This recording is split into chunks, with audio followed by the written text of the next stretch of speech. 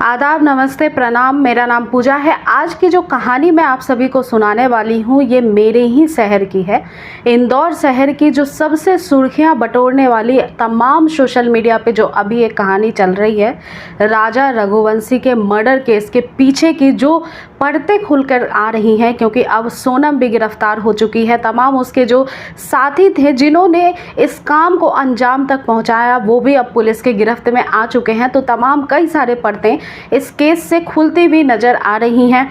इधर जो आरोपित हैं, जो साहिल है, इसके साथ अन्य जो आरोपी हैं राज कुशवाहा है, इनसे जब पूछताछ की गई तो इसमें कई सारे चौंकाने वाले खुलासे सामने आए हैं। और इस इन्वेस्टिगेशन में अब तक जो हुआ है वो सारी पहलुओं को आज मैं इस वीडियो में आप सभी को बताने वाली हूँ।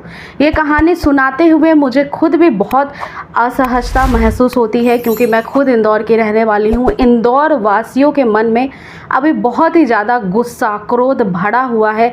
कोई लड़के इस हद तक अपने फ़ायदे के लिए किसी को बलि का बकरा बना सकती है, ये सोच कर ही काफ़ी ज़्यादा गुस्सा इससे आता है मन में। और कहीं ना कहीं जो शहरवासी हैं उनके मन में बहुत ही ज़्यादा क्रोध है इस समय।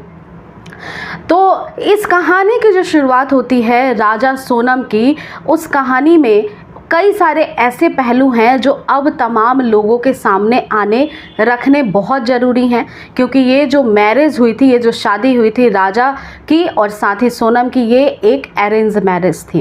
रामनवमी का दिन था। रामनवमी के दिन पे सामाजिक सम्मेलन होता है। जो रघुवंशी समाज होते हैं इनमें कई सारे ऐसे बालक बालिकाएं होती हैं जो शादी के लिए जब वो तैयार हो जाते हैं, उनकी उम्र हो जाती है, तो उनके नाम की एक चिट्ठी जिसमें उनका नाम होता है, पता होता है, किस गोत्र के हैं, मांगलिक हैं या नहीं हैं, साथ ही परिवार का बैकग्राउंड कैसा है, वो लड़का या लड़की कितना पढ़ा लिखा है, किस तरह की उनकी चाह है कि वो ऐसा वर चाहते हैं, ऐसा वधू चाहते हैं, ऐसी चिट्ठी बना करके फ़ोटो के साथ इस कार्यक्रम में, जो सामाजिक एक कार्यक्रम होता है, उसमें रख दिया जाता है। इसी तरह से सोनम और राजा की भी शादी की पत्रिका जो होती है वो देखी गई थी, बनवाई गई थी। ऐसा ही एक उन्होंने भी पर्ची सम्मेलन में डाला था, और जिसकी वजह से दोनों को चेक करने के बाद और दोनों का मिलान इस वजह से हुआ था क्योंकि ये दोनों मांगलिक थे। जो लड़की सोनम है वो भी मांगलिक है, जो राजा है वो भी मांगलिक था, और जिस वजह से इन दोनों परिवारों को ये जो संबंध था वो अच्छा लगा अपने हिसाब से, जो उन्हें चाहिए था। ये तमाम चीज़ें एक दूसरे के परिवार से मिलती जुलती हुई थी, इस वजह से शादी की पहल आगे करी गई थी। ये शादी की जो पेशकश है ये रामनवमी के दिन से शुरू होती है, और महज राजा की जो शादी 11 मई को हुई थी उसके 3 महीने पहले इन दोनों का रोका हो गया था।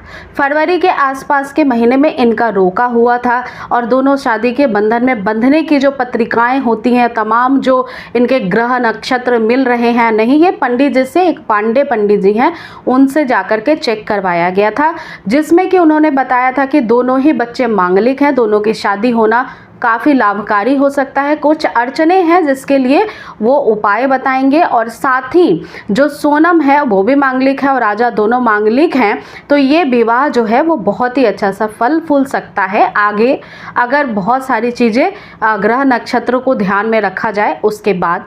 इस वजह से 11 मई को शादी की डेट जो है 11 मई 2025 को तय की गई। अब इधर राजा रघुवंशी के घर पे और इधर सोनम के घर पे भी तमाम शादियों की तैयारी फरवरी से लेकर मई तक करी जा रही थी, जिसमें दूल्हे के कपड़े, दुल्हन के कपड़े, जेवर जेवरात और कई सारे ऐसी छोटी बड़ी चीज़ें, जो हॉल बुक कराना है, खाना किस तरह से बनवाना है, सारे चीज़ों पे काम किया जा रहा था। और इसमें पूरी भागीदारी सोनम भी बढ़ चढ़ कर ले रही थी।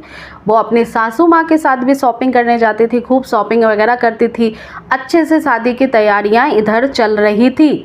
लेकिन एक कहानी इन सभी चीज़ों के पीछे पनप रही थी, जिसकी शुरुआत 2022 से हो चली थी, क्योंकि 2022 में सोनम की जब पूरी पढ़ाई हो गई थी तब उसके पापा का एक प्लाईवुड का बिजनेस है, प्लाईवुड की एक फैक्ट्री है, छोटी सी एक शॉप है जहां से वो अपनी मार्केटिंग का काम करते हैं। और इस प्लाईवुड के कंपनी में काम करने वाले अन्य कई सारे कर्मचारी भी हैं, और इस वजह से सोनम ने भी अपने पिता का हाथ बटाने के लिए चूँकि उसके पिता जो है बीमार रहते हैं, उनको दिल की बीमारी है, जिस वजह से भाई बहन ने सोचा कि अब इस बिजनेस को वो अपने तरीके से चलाएं। सोनम की पढ़ाई पूरी हो गई थी, इस वजह से वो अपने ही पिता के फैक्ट्री में, कंपनी में जाती है और HR के पद पे ज्वाइनिंग कर लेती है। अब जब HR के पद पे ज्वाइन करती है तो वहाँ उसकी मुलाकात होती है राज कुशवाहा नाम के एक लड़के से, जो महज 19-20 साल का होता है। इस वक्त उसकी 18-19 साल ही एज होगी, क्योंकि 2-3 साल पुरानी ये बात है। और उस दौरान ये दोनों ही साथ में मिलकर काम किया करते थे। जो राज था वो कंपनी के मैनेजमेंट पे ध्यान देता था, एज अ मैनेजर काम करता था, कहाँ पे कौन सी चीज़ें सप्लाई करनी है उस बारे में उसे पूरी जानकारी होती थी। और इधर जो सोनम थी वो भी डेली अब रूटीन से अपने ही पिता के कंपनी में जाती थी, आती थी। और इस दौरान दोनों एक दूसरे से मिले और पहले उनकी दोस्ती होती है राज की, सोनम की, और उसके बाद ये दोस्ती कुछ ही महीनों में प्यार में बदल जाती है। जब सोनम राज को पसंद करने लगती है तब उसके बाद वो घर जाती है और कुछ ही महीने बाद अपनी माँ को भी ये बताती है कि वो राज कुशवाहा को पसंद करती है। लेकिन उसकी माँ स्पष्ट रूप से वहाँ मना कर देती है कि तुम्हारे पिताजी कभी ये शादी होने नहीं देंगे और ना ही वो राज को इस घर के लायक समझते हैं कि वो दामाद बन सके इस घर का। इस वजह से ये ख्याल लाना भी तुम्हारे मन में नहीं चाहिए और ये ऐसी इच्छा है जो पूरी नहीं की जा सकती है। उसके बाद जो सोनम थी वो गुस्से में अपनी माँ को ये भी कहती है कि अगर मेरे मन के मुताबिक मेरी शादी नहीं होती है तो इसका अंजाम बहुत ज़्यादा बुरा होगा। और इतनी बातचीत होने के बाद उस दिन से सोनम अब कभी भी राज के बारे में घर में बात नहीं करती है। इधर उसकी शादी की बातचीत चलना शुरू हो जाते हैं, लड़के ढूंढने की तैयारी होती है। पिता तक ये खबर पहुंचता नहीं है कि बेटी के मन में क्या चल रहा है। और बेटी भी जो है वो अपने से ही एक भयानक आइडिया, अपने ही मन में एक साजिश बुनना शुरू कर देती है। और साजिश की शुरुआत कुछ साल पहले से ही उसके मन में चलने लगती है, क्योंकि सोनम को ये भली भांति पता था कि वो मांगलिक लड़की है और मांगलिक होने की वजह से वो राज कुशवाहा से यदि शादी करती है तो राज कुशवाहा मांगलिक नहीं है और इस वजह से सोनम के जो मंगल ग्रह दशा खराब है इसका असर राज के उम्र पे पड़ेगा। और ऐसा माना जाता है कि अगर मांगलिक लड़की की शादी अमांगलिक लड़के से हो गई तो उसके जीवन पे संकट आ सकता है। इस कारण से सोनम भी चाहती थी कि उसकी पहली शादी करा दी जाए, उसके बाद वो उस पति का निपटारा करके उसको अपने रास्ते से हटा करके ये मंगल दोष जो था उसके कुंडली पे उसे ख़त्म करके फिर वो राज से शादी कर ले। और यहीं से ये प्लानिंग की शुरुआत होती है, जब इन दोनों की ही सम्मेलन के द्वारा कुंडलियां मिलाई जाती है। जब ये जो शादी अरेंज मैरिज थी ये रामनवमी के दिन से लगाने की कयासें शुरू हो जाती है, तब सोनम भी इस रिश्ते के खिलाफ इसीलिए नहीं जाती है और इसीलिए वो चढ़ बढ़कर इस रिश्ते को स्वीकार करती है और अपनी शादी की खुद ही फुल प्रूफ प्लानिंग करती है, तैयारी में जुट जाती है। जो राजा रघुवंशी था और उसके परिवार को इस बारे में बिल्कुल भनक भी नहीं लगता है। शादी की तैयारियां शुरू हो जाती है, शादी की डेट भी आ जाती है और 11 मई 2025 को पूर्ण विधि विधान से दोनों को ही शादी के बंधन में बांध दिया जाता है। इसके बाद विदा होकर के सोनम अपने ससुराल जाती है। 12 तारीख को और 13 तारीख को वो अपने ससुराल में ही रहती है और ससुराल जो कि कैट रोड पे पड़ता है इंदौर में ही, यहीं पे निवास स्थान है राजा रघुवंशी का, जहाँ पे वो आती है विदाई हो करके और लड़की रहने वाली इंदौर के बाणगंगा की है। इसके बाद 13 तारीख को फिर से वो वापस अपने मायके चली जाती है, कुछ रीति रिवाज जो होते हैं उसे पूरा करके। जब उनके सुहाग रात की रात आती है और जब राजा के पास उसे जाना था, राजा भी उसके पास आने की कोशिश कर रहा था, तब वो आनाकानी करती है और ये चीज़ राजा को अच्छी नहीं लगती है। पहले भी कई बार जब उनका रोका हुआ था, राजा जब फ़ोन करता था सोनम को तो फ़ोन वो उठाती नहीं थी। जब उसकी सास ने उसे समझाया कि हाँ राजा हो सकता है कि वो बिजी होगी या फिर मैं बात करूँगी, जब वो सास जो है उमा वो खुद सोनम से बात करती है तो सोनम फिर बहाना बना देती है कि वो कंपनी में बिजी थी। उसके बाद वो राजा को फ़ोन कर करने लगती है खुद ही। तो राजा के मन में खटास पहले से ही थी कि सोनम जो है उसमें ज़्यादा इंटरेस्ट नहीं ले रही है, शायद वो शादी करना नहीं चाहती है। उसने अपनी माँ को भी ये सारी बातें बताई थी, लेकिन फिर भी उमा को लगता है कि शायद ये अरेंज मैरिज है, इसलिए सेटलमेंट होने में टाइम लगेगा, लड़की शादी के बाद सेटल हो जाएगी। जब सुहाग रात को भी उसे कुछ अजीब लगता है राजा रघुवंशी को, तो वो फिर से अपनी माँ को बताता है कि वो उसमें इंटरेस्ट नहीं ले रही है, वो उसे इग्नोर करती है। फिर भी माँ कहती है कि धीरे धीरे सब कुछ ठीक हो जाएगा, तुम दोनों की ही जो शादी अरेंज मैरिज हुई है उसमें थोड़ा वक्त लगता है और फिर धीरे धीरे लड़की इस घर में ढलना शुरू हो जाएगी। राजा को भी यही लग रहा था कि शायद ये बात सही है उसकी माँ की, और इस वजह से वो भी इस रिश्ते को वक्त देना शुरू करता है। 13 तारीख को वापस सोनम अपने मायके चली जाती है। इसके बाद 14 तारीख, 15 तारीख और 16 तारीख आ जाता है। 16 मई 2025 को एक शादी समारोह में सोनम को राजा के साथ जाना था, और इस शादी समारोह में ये दोनों अकेले ही कार से जाने वाले थे। राजा रघुवंशी सोनम को उसके घर से यानी मायके से ही पिक करता है, शादी में लेकर के जाता है। ये शादी थोड़ी ही दूरी पे थी घर से, लगभग समझ लीजिए कि उज्जैन की जो दूरी है वो काफ़ी ज़्यादा नहीं है। और इस शादी में जाने के लिए उसे सुबह निकलना था और रात तक दोनों को वापस भी आ जाना था। लेकिन जितने देर तक रास्ते में सोनम राजा के साथ अकेली थी, राजा कई बार उससे बात करने की कोशिश करता है, कई बार उसे अपनी एहसास कराता है कि वो उसका पति है, लेकिन फिर भी वो आनाकानी करती है और उससे बात नहीं करती है। वो लगातार फ़ोन चलाती रहती है। ये दोनों शादी अटेंड करते हैं, घर वापस आ जाते हैं, और फिर से ये बात खटकती है राजा के मन में। वो फिर से अपनी माँ को बताता है कि उसने ऐसा ऐसा किया है रास्ते में, और जो शायद उसे अच्छा नहीं लग रहा है। फिर से माँ यही बातें समझाती है अपने बेटे को कि सब कुछ ठीक हो जाएगा, थोड़ा अपने रिश्ते को वक्त दो। और इसके बाद सीधे 16 से 17 तारीख आती है, और 17 तारीख को एक कॉल जाता है सोनम की तरफ से राजा के पास, और वो बताती है कि हम दोनों को हनीमून पे जाना है। मैंने एक सरप्राइज़ हनीमून प्लान किया है जिसकी टिकट मैंने कटवा ली है।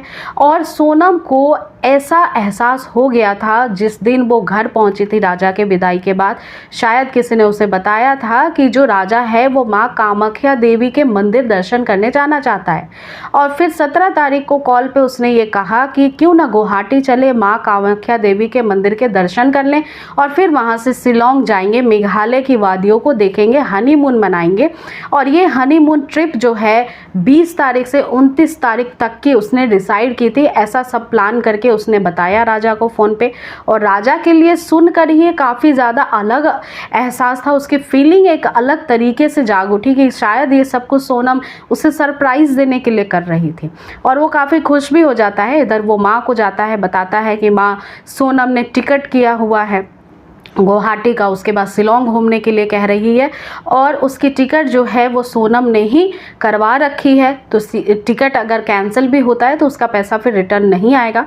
माँ इधर जानती थी कि जो पंडित जी हैं, पांडे जी, उन्होंने बता रखा है कि तुरंत ही हनीमून पे नहीं जाना है। ये जानते हुए भी सोनम ने टिकट करवा लिया है। तो माँ भी अब इस तरफ ये सोचती है कि चलो कितने दिन के लिए जाना है, ये सारी चीज़ें पूछती है, और फिर वो चाहती थी कि पैसे बर्बाद ना हो बच्चे के, इस वजह से वो जाने की अनुमति दे देती हैं। अब इधर जो राजा होता है वो अब 19 तारीख से अपनी पैकिंग करना शुरू कर देता है। सोनम अभी भी अपने मायके होती है, वो भी तमाम पैकिंग करती है। 20 तारीख को इनकी फ़्लाइट थी इंदौर के एयरपोर्ट से, और तय समय पे राजा सोनम एयरपोर्ट पे पहुंचते हैं और एक दूसरे से मिलते हैं, और फिर यहाँ से एक फ़ोटो खींच करके वो अपने व्हाट्सएप पे लगाते हैं। इधर माँ जैसे ही वो फ़ोटो देखती है तुरंत ही राजा को फ़ोन करती है कि तुमने जो चेन पहन रखा है, अंगूठी पहन रखी है, सब कुछ गोल्ड का है, बाहर घूमने जा रहे हो, अगर ध्यान नहीं रहा तो कोई मुसीबत हो सकती है, इसलिए ये गहने जेवर जो है वो उतार कर बैग में रख लो। और माँ ने ये भी कहा कि इतनी कीमती जेवरात पहन के जाने की क्या ज़रूरत थी। तब इस पे राजा बताता है फ़ोन पे ही कि सोनम ने बोला था कि चेन पहन कर के आना है, और ये सारी चीज़ें सोनम ने ही करवाई हैं, तो मैंने उसके मन के हिसाब से ही कर रखा है। अब इधर जो उमा होती है उसे भी ये बात थोड़ी खटकती है, क्योंकि जब सोनम विदा होकर करके अपने मायके गई थी तब वो सारे जेवर वेयर करके गई थी, यानी उसको जितने जेवर चढ़े थे वो सब कुछ पहन के वो मायके गई थी और उसकी विदाई पूरी तैयारी से की गई थी, उसे सजा धजा कर भेजा गया था। तो सोनम के जेवर भी उसके मायके पहुंच गए थे, इधर राजा के जो जेवर थे वो भी वो पहन कर गया था। तो माँ को थोड़ी सी यहीं से अजीब सी शंका होने लगती है, लेकिन फिर भी माँ तो माँ होती है, बच्चों को खुश देखना चाहती है। वो 20 तारीख को अब सीधे फ्लाइट पकड़ते हैं। 21 तारीख को वो पहुंच जाते हैं सीधे गुवाहाटी। गुवाहाटी पहुंचने के बाद वो सीधे माँ कामाख्या देवी टेम्पल के दर्शन करते हैं। दर्शन करने के बाद 22 तारीख को वो शिलोंग पहुंच जाते हैं। 22 तारीख को वो शिलोंग पहुंच जाते हैं और फिर यहाँ से वो डबल डेकर ब्रिज और बाकी सारी चीज़ें मेघालय की देखना चाहते थे और 23 तारीख को उन्हें ट्रैकिंग करना था। 22 तारीख को वो स्टे करते हैं, एक रूम लेते हैं होटल का और वहाँ पे जाकर के रुकते हैं और इधर फिर से एक नई कहानी की शुरुआत हो गई थी। जिस दिन विदाई हुई थी सोनम की, वो घर पहुँची थी अपने ससुराल, उसी दिन उसने अपने बॉयफ्रेंड राज कुशवाहा को ये मैसेज किया था कि मुझे अच्छा नहीं लग रहा है, जो राजा है वो मेरे पास आने की कोशिश करता है और मुझे फिर अच्छा नहीं लगता है और अब शायद राजा को साथ में मेरे रहना सही नहीं होगा, रास्ते से उसे हटाना होगा। और इसकी प्लानिंग की जो साजिश की शुरुआत हुई थी उसकी विदाई के बाद से ही होने लगती है। 17 तारीख को ही वो अपने प्रेमी राज को बताती है कि अब जो है सुपारी किलर हायर करो और मैं जो प्लानिंग कर रही हूँ उसके हिसाब से ही अब राजा को मौत के घाट उतारना पड़ेगा। और इधर 17 तारीख को ही उसके जो कुछ दोस्त होते हैं जो यूपी के बताए जा रहे हैं, क्योंकि ये जो लड़का है राज कुशवाहा वो खुद भी यूपी के कानपुर का है, तो ये अपने दोस्तों को बताता है कि तुम्हें 12 लाख रुपए मिलेंगे किसी को मौत के घाट उतारना। इस वजह से 17 तारीख को ही प्लानिंग होती है कि मेघालय जाएंगे, मेघालय में ही राजा को मौत के घाट उतारा जाएगा। 17 तारीख को ही जो है ट्रेन से और बस से ट्रैवल करके 3 अन्य जो दोस्त होते हैं राज कुशवाहा के, उसे मेघालय भेज दिया जाता है। वो पल पल की खबर रख रहे थे, पहले वो गुवाहाटी जाते हैं, फिर वो शिलोंग जाते हैं और फिर वो धीरे धीरे बिल्कुल राजा के करीब आ जाते हैं, क्योंकि ये सारी चीज़ की जो प्लानिंग थी वो खुद राजा की पत्नी ने की थी। उसे जो मोबाइल, अन्य मोबाइल यानी कि अलग से एक मोबाइल सिम उसने रख रखा था जिसके थ्रू वो इन चारों लोगों से कांटेक्ट में रहती थी, मैसेज करती थी, मैपिंग बताती थी, लोकेशन शेयर करती थी कि वो कहाँ जा रही है, अभी कहाँ पे है। और ये जो हायरिंग की थी, ये जो पैसे के लेन देन की जो कॉन्ट्रैक्ट किलर को ये जो ठेका दिया जाता है, उस पैसे को देने की मंजूरी भी सोनम ने ही की थी। जब ये सारी चीज़ें हो जाती है तब एक बार राज कुशवाहा को डर भी लगा था। जब सुपारी किलर पहुंच गए थे शिलोंग तब उसने फ़ोन करके कहा था कि उसे मारना नहीं है, जान से नहीं मारना है। लेकिन इस वक्त भी सोनम के मन में इतनी ज़्यादा भयानक जो है राजा को ले करके गुस्सा था कि उसने सीधे डायरेक्ट इंस्ट्रक्शंस दिए कि मारना ही है। और इधर ये तीनों जो आरोपी थे, ये तीनों जो राज कुशवाहा के दोस्त थे, जिस दिन ट्रैकिंग 23 तारीख को सोनम और राजा शुरू करते हैं, ये पीछे पीछे होते हैं।